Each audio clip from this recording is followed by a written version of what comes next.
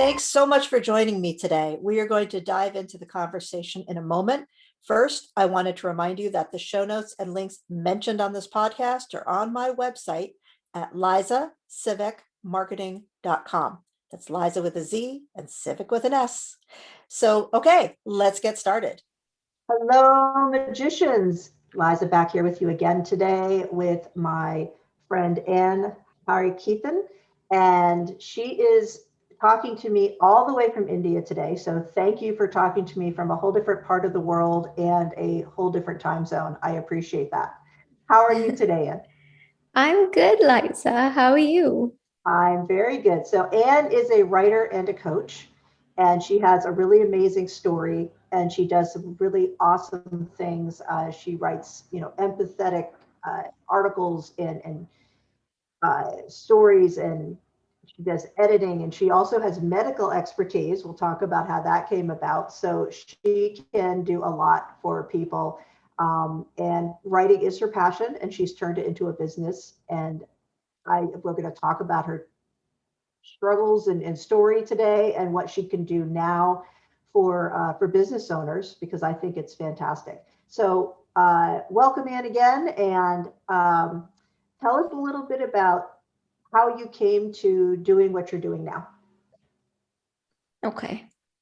So when I was growing up, I knew that writing was something very important to me.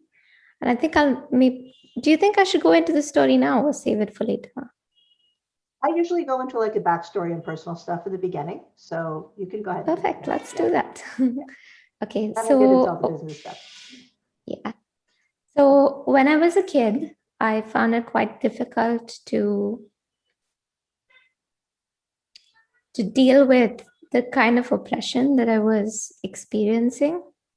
Now, the thing is that in the school where I studied, there were people from different regions in India whose skins were fairer than mine, some were darker, and people spoke different languages.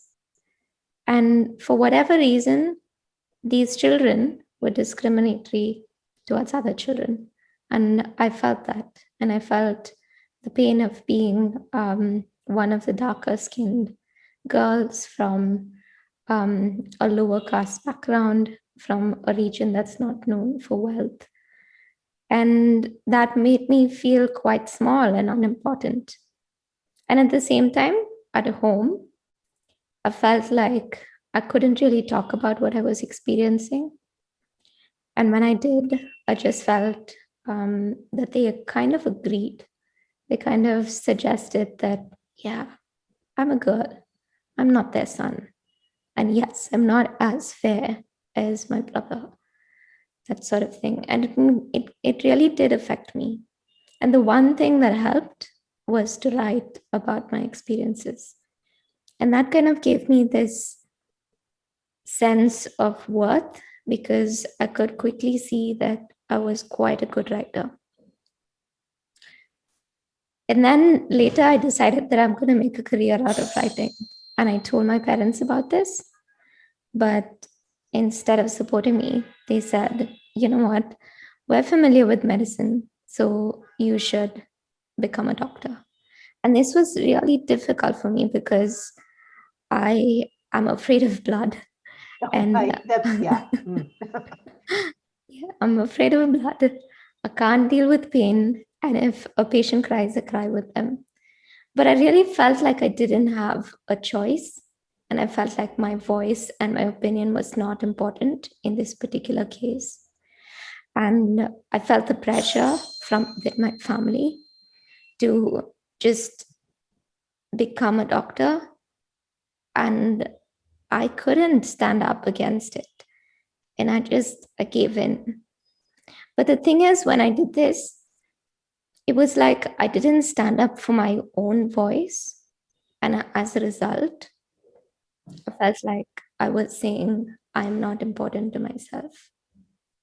And I felt like I couldn't talk about my story with anybody because I wasn't even acknowledging it with respect to me. And that killed my writing spirit. And I completely stopped writing. So from writing every single day, I was writing 1 or 2 poems a couple of years. And I just felt like I had let myself down. And I felt like all of this happened because I had suppressed my voice. But something interesting happened towards the end um, of my studies, and that was a conversation with my parents, where my parents said to me, after having said a few years back that if I do an undergrad in medicine, I can do whatever I want. They said, now, after you do a postgrad in medicine, you can do whatever you want. And I just snapped because I realized this is not going to end. They're going to keep saying things like this. They're going to keep dictating the terms in which I live. And it was now or never. I either stand up for myself and acknowledge my vision for my life and let my voice be heard, or I just give in. And then I don't know where I would be. Now, because of how demanding medicine was, I remember there were periods of time when I was thinking of things like taking my life. I was thinking of running away. And I could just feel how much this affected me. And everything put together, I felt my voice speak again. And it said, hey, Anne, what are you doing? You are not a doctor. You are a writer. So just stand up for yourself and quit. So I quit. Now, following that, I started to write again. And I've written a couple of books. I've written 14 short stories. And I just understood the importance of my own story in promoting my books, because it's only when I talked about the abuse that I've endured that agents and publishers started paying attention to my stories. And something clicked. I realized that there's an insane amount of potential in the personal story. And I felt like this is something I need to teach other people like me. So I started my business from there.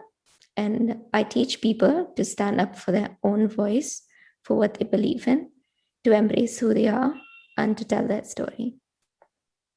That's just the first time you told me the story. It was so moving. And, you know, as Americans, we immediately get mad when we hear something like that. You know, how dare people tell you what to do? Because that's not how our society is based. But it happens here. It happens with all ethnicities. And it's, you know, a patriarchal or even a matriarchal pressure to be who they want you to be is very, very hard if that's not who you are. And I can't imagine that people are truly happy just doing what someone else told them to do and then continue to do that for their life. I think that for most people, that's eventually going to make something snap. And I'm glad that you came to that realization so that you could share your words with us before that snap happened. But it was a good snap. It's psychologically, it's very difficult. And to be asked to do something that your personality not only didn't want to do, but was completely not suited for. I mean, empathy is a great thing to have as a doctor. I don't think it's wrong to cry with a patient, but you do have to have that authority and be able to stand off from the situation. One, for the patient to give them the confidence they need, I would assume, and two, because you can only internalize so much of that. And it sounds like that would have been very, very difficult for you to go through an internship, right? I mean, anything like that past that would have been incredibly, incredibly difficult for you. So I'm glad that you found your voice and found a way to change what you're doing. That's amazing. So many of us don't until much later in life. So very glad to hear that. So tell me how you use that experience to teach people how to bring their own stories out and live how they want to live. So I've been noticing that most of what entrepreneurs do is based on a passion that they have. And that passion comes from something that they have experienced. So there's always a base for what they're doing and why they're doing it. It's finding that story that's the key. And that's what I help them do. And then I give them a structure to write it so that they can kind of share their story and attract clients who relate to that story to themselves. It's quite simple, isn't it? It sounds simple, right? It's what I'm just going to say. Those are those first steps that we don't know how to take. So we've got this burning story. So many of us feel like we have a book inside of. I think most people do, even if we're never really going to write a book. And we feel like we have the story of ourselves. We're the hero of our own story always, because we're walking around in our own head, in our own brain, looking through the world and through our own eyes. And if you have a story you want to tell, sometimes you just need the structure. You need to know where to start, what the first step is. So you're giving them that. You're giving them that permission to just take that first step and not try to be the great American novelist, right? Or the great Indian novelist or the great German novelist. So, you do workshops one-on-one with people, right? To help them with that. You also can be hired to teach these. And then you also write for people as far as, commercially. So when you have the one-on-one, is this, this is the structure and the steps, what you're talking about. How do you bring people out of that emotional state of having the story just bursting out and get it onto paper? Is it one little baby step, or do you just go ahead and do a brain everything out there and then you've been holding this for a while maybe? So how do you get that started? How do you get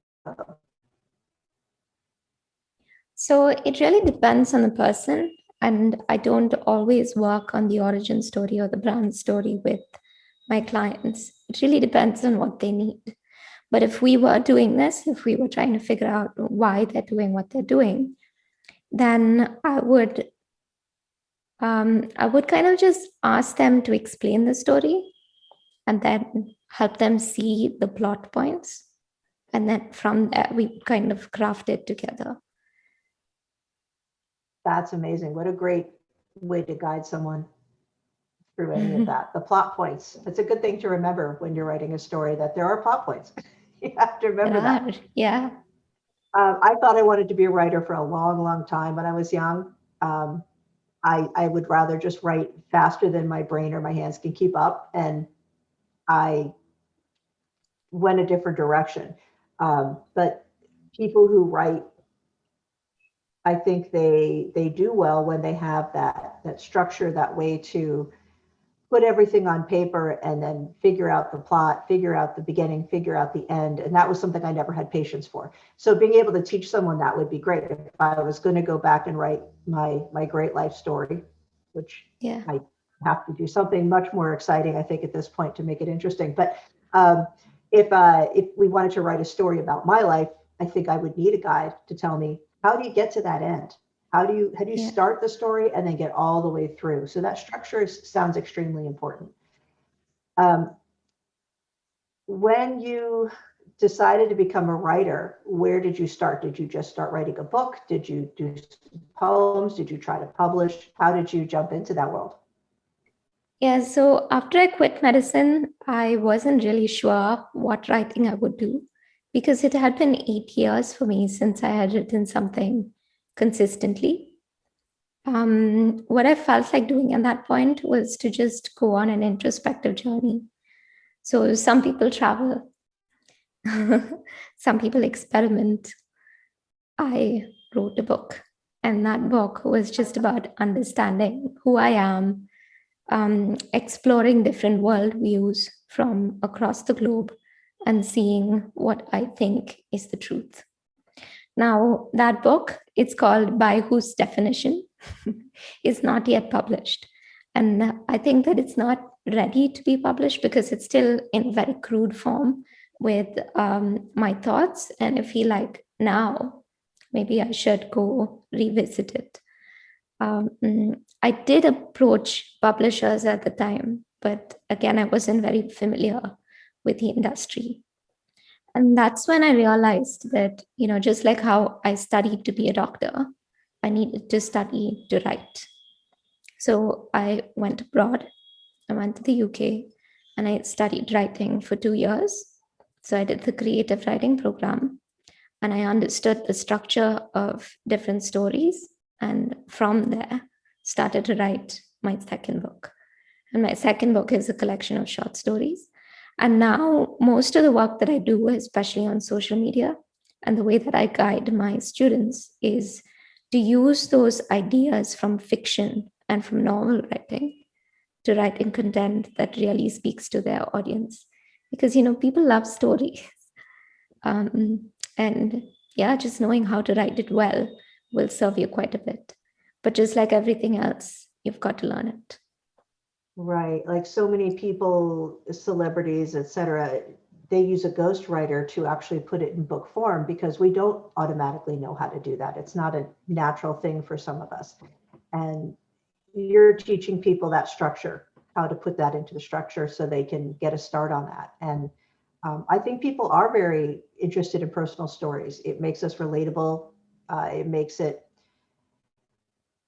good to know that you're not alone, or to give you a better perspective on the world, to know that there's other people out there doing things completely differently than you. There's a lot of people who may not realize how much family pressure there is in certain societies and, still around the world. And I think that having a place to safely put that story out with someone like you would be really inspiring. It'd be really, this is the story I need to write, and here's somebody who's actually going to take me step by step through it and get it out of my brain and out of my heart. I think that would be very exciting. So as far as marketing yourself and your book and publishing and things like that, so what do you do to get your name and your words out there to students and to people who want you to write for them? You mentioned social media. How do you handle that? Yeah, so I do all of my marketing on social media at the moment, and everything is organic. And it's been going quite well. So what I do is I plan my content strategically for an entire month. And then I sit down and I write it over a couple of days. And then I just take what I've written already and post it with a picture.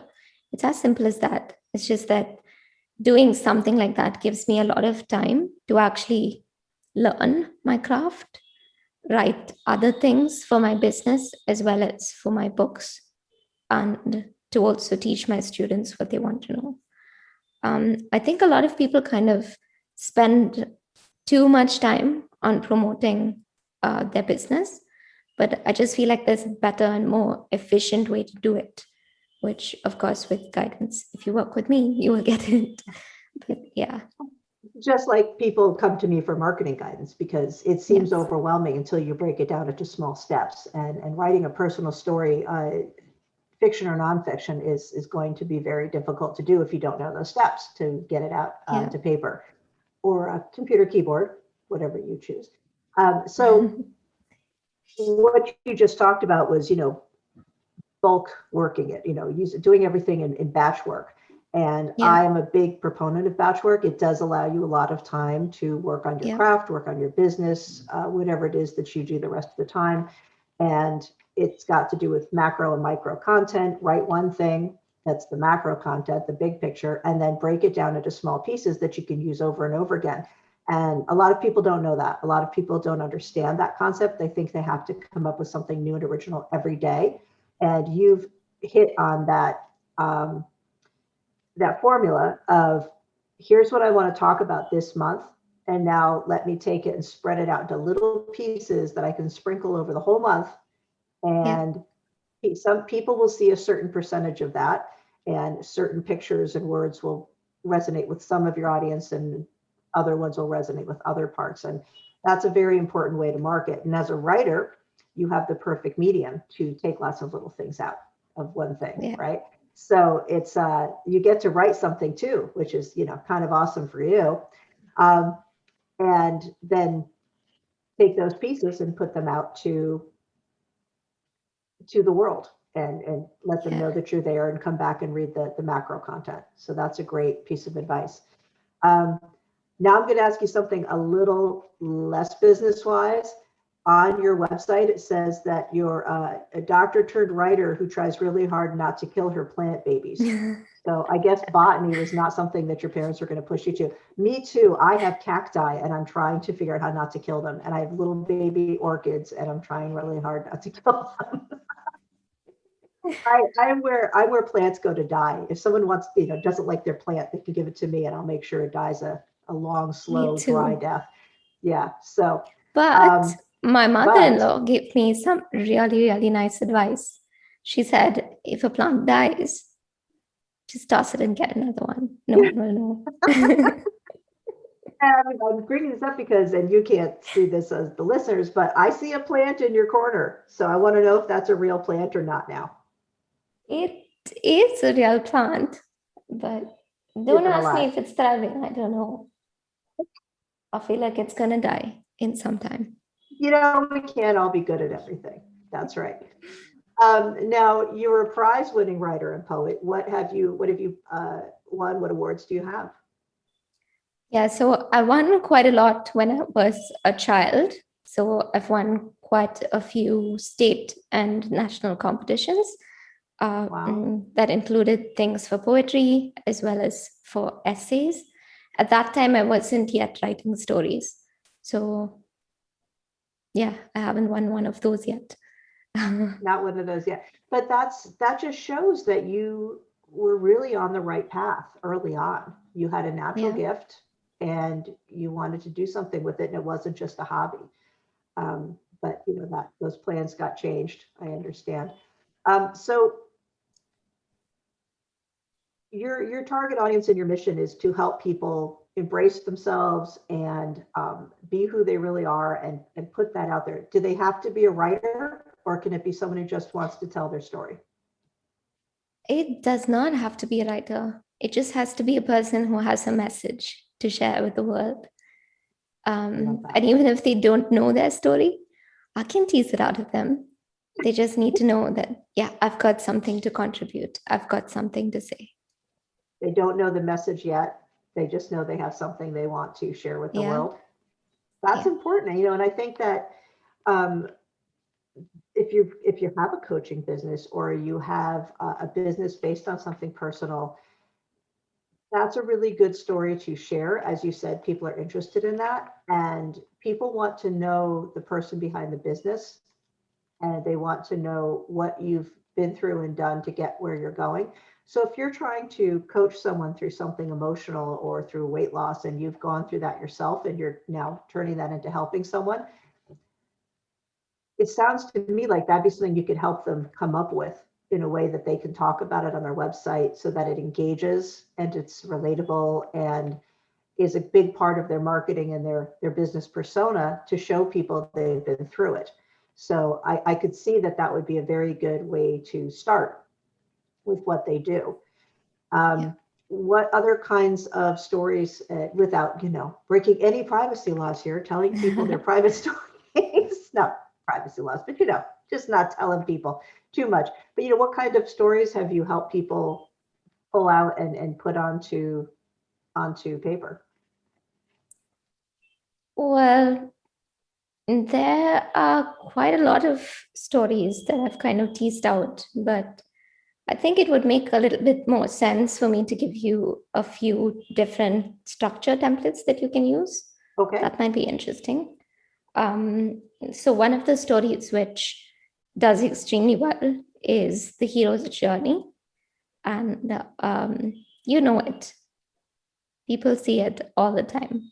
Most movies are the hero's journey, but it's very effective. And that's the one that I would suggest people use as their origin story.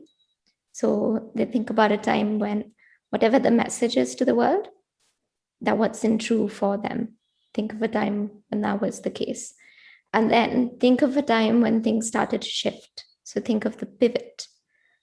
The pivot is where the actual story is. So expand on that. And then finally talk about where you are with your business.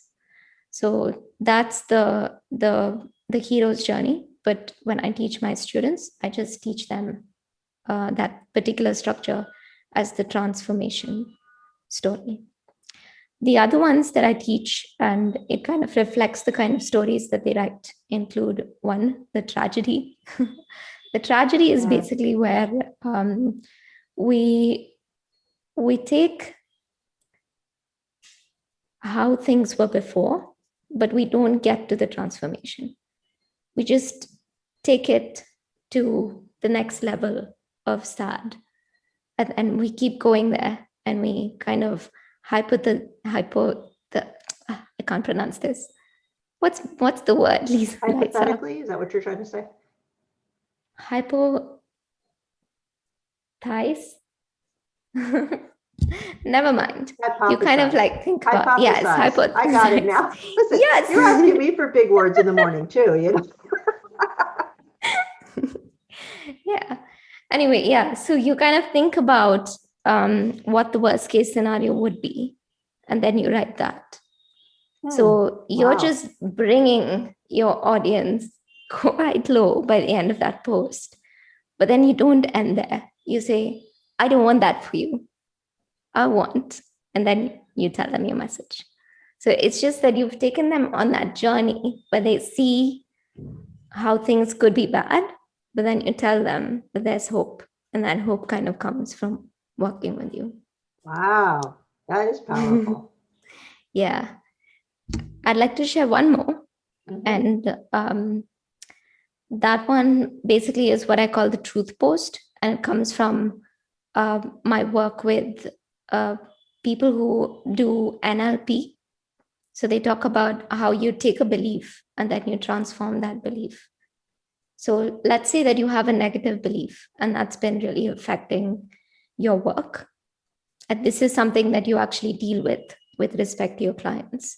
You talk about that negative belief and then you run with that negative belief and you talk about the worst case scenario, just like the previous post. But what you do then is you think of proof for the opposite of that belief being true. So you think of a story from your life when the opposite was true and you explain that story. And then finally you say, you know what? This is when I realized that belief is not true. Here is the actual truth. So there are just so many ways for you to write a story. And I feel like you can write the same one in different forms and you can repurpose it that way. Here are just 3 examples. I've got like so many more. There's so many more. Yes. Yeah, there are those 3 though. I mean, I can feel little goosebumps just thinking about it because I know those posts, I know those stories, and they are the most powerful and most engaging. So you're teaching something very valuable to people who have a story about their business, not just a story of tragedy or a story of personal growth for a coach, but any business has a story. Yeah. So you're teaching them a way to express that business story in different ways to relate and engage with their target audience. And that's pretty amazing. I love that. So one of the things that you offer is a storyboard consultation, right? I don't know if I'm saying that right. So let me make sure I'm saying that right. But the, it's a storyboard content strategy power hour with you, right? Yeah. And that's the one-on-one type workshop. So what do you do during these sessions? You figure out their strengths and their message. And how do you help them with that unique content? So this session is my power hour, and it's just that it's slightly longer. It's about 90 minutes. And what we do through it is kind of understand where your business is at the moment, and then try to see where you want it to go. And then from there, create a plan. But in order to create the plan, I really try to dig into who you are. So we explore things like your strengths, your values, things that you're passionate about, your reasons for doing the things that you do. And then from there, we tease out the many stories. And just this process of doing it is extremely therapeutic. And at the same time, it gives you so many ideas. I would say hundreds of story ideas from just doing that exercise, which you can then take and plug into the strategy and the calendar that we create together. So that's the storyboard. Wow. Yeah. I mean, when you talk about, I was actually going to say, so you're part therapist, part writing coach. So, and you said therapeutic. So what you're talking about is just, you're unblocking those people who are feeling overwhelmed about how can I get my message across, and you're creating the core message of a business, which so many people get stuck on. So many people. And that's powerful, not just for marketing, but for your team, for your business culture, for what you stand for. That's a very, very powerful thing to have. So, excuse me. So you are offering a coupon on this, which I love. I love when people name coupons after me. It's Liza 22. It's 22% off the storyboard power hour, which is really a power hour and a half, you're telling me, but I realized that that's not quite as rhyming. So storyboard power hour, 90 minutes, and it's Liza 22, so Liza 22. And where do they go if they want to check that out? They can go to my website. On my website, there's a segment where it says work with me, and then they can choose book 1-to-1, and that's where it is. Or they can just type out my name, annharikeethian.com/storyboard, and there it'll be. But if that is also seeming a bit too overwhelming, search me on any social media platform. I'm Ann Harikeethian. Send me a text saying, you know what, I can't find it, and I will get back to you. That's good. Yeah, those of us with long and difficultly spelled names have these issues. But if you go, as always, to the story notes, it's going to be there, and you won't have to try to spell it. But leave us comments and let us know, did you use this? Did you try it? What did you learn? What did you think about this? Because I would love to hear what you got out of this. I know what I'm getting out of this, and I'm getting some really good ideas. And Ann and I may have to sit down and tease some things out that, even I'm blocked on. I can help other people all the time, all day long. I can point this stuff out for other people, but sometimes you need a little help yourself. So this has been fantastic. Any parting advice for people who are feeling blocked about telling their story? Well, there's this quote that I really like. And I think part of the reason why people feel blocked is because they feel that if they talk about their story, someone would take offense at it. And I felt this with respect to my family, because, I'm sharing my story, and I'm always afraid, are my parents going to be like, what? Why is she saying stuff like this about us? But this is the quote, and it's helped me quite a bit. It's by Anne Lamott. So she says, you own everything that happened to you. Tell your stories. If people wanted you to write warmly about them, they should have behaved better. Wow. Yeah, that's an awfully good way to look at it, isn't it? Wow. Okay. Well, there's nothing I can say to follow up to that. That was very powerful. And thank you so much for being with me all the way from where you are. And I certainly hope we talk again. And I'd love to hear from people about what they thought of this and what they got from it. Please leave comments or come to the website and send us a message, and let us know if you want to know more from Ann, and we'll have her back again for sure, because I think there's a lot more story here to tease out for everybody on this. Thank you, Ann, so much for being with us today. It's been such a pleasure. Thank you, Liza. Oh, pleasure was all mine. All right, thank you, and we'll see and talk to you all again next time. Wow, another fantastic conversation done. I hope you enjoyed it as much as I did. Don't forget that all the links mentioned will be in the show notes at lizasivekmarketing.com. And while you're there, if you're a business owner whose marketing is on life support, check out the Your Virtual Marketing Department offer and take the Marketing Health Report quiz for free. For less than the cost of a full-time hire, we can take your marketing from frustrating to lead generating with an entire marketing team. So check that out, and I'll see you next time. You've been listening to Marketing Myths and Magic, part of the Exvadio Podcast Network. You can find us at exvadio.com/podcasts, as well as the Apple Podcasts app, Google Podcasts, Spotify, iHeartRadio, Stitcher, and wherever you find podcasts.